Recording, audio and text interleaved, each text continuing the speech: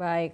Lalu kalau kita berkaca pada yang kemarin disampaikan oleh Bank Indonesia pada RDG, ini juga BI mengatakan akan menaikkan GWM gitu atau giro wajib minimum. Anda lihat apakah ini akan mempengaruhi saham-saham perbankan terutama Big Caps?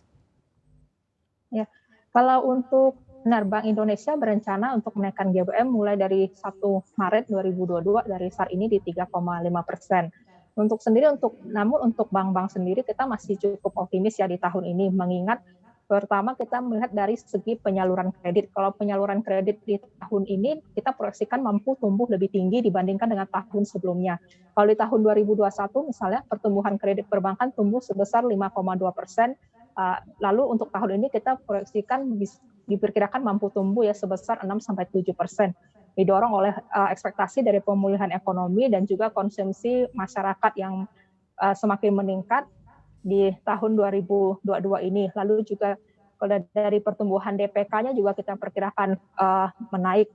Nah, tentu saja didorong juga dari ekspansi oleh kredit, lalu juga ada kenaikan dari margin bunga bersih, serta penurunan dari provisi. Dan tentunya kan kita harapkan pemulihan ekonomi akan menurunkan rasio kredit bermasalah. Kalau kita lihat misalnya dari NPL-nya ya, NPL di tahun 2021 ini, tahun 2021 yang lalu cukup terkendali dan lebih baik dibandingkan dengan level 2022.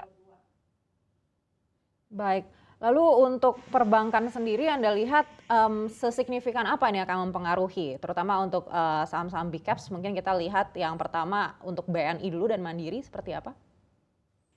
Ya, kalau untuk BNI dan Mandiri sendiri, kita juga melihat cukup baik ya, apalagi kan ditopang dengan mulainya aktivitas ekonomi di tahun 2022, sehingga diharapkan penyaluran kredit juga akan meningkat dan serta adanya dari perbaikan dari penurunan provisi. Karena kalau kita lihat kan terutama di tahun 2020 ya, kinerja perbankan tuh sangat tertekan karena adanya penyaluran kredit yang terkena dampak dari COVID. Lalu kita juga melihat bahwa skema restrukturisasi kredit dari COVID-19 juga diperpanjang hingga tahun 2023.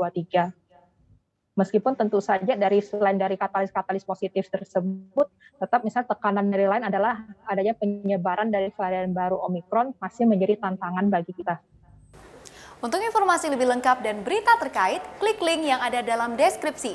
Dan jangan lupa untuk install aplikasi CNBC Indonesia di App Store dan juga Play Store. Jangan lupa subscribe ya.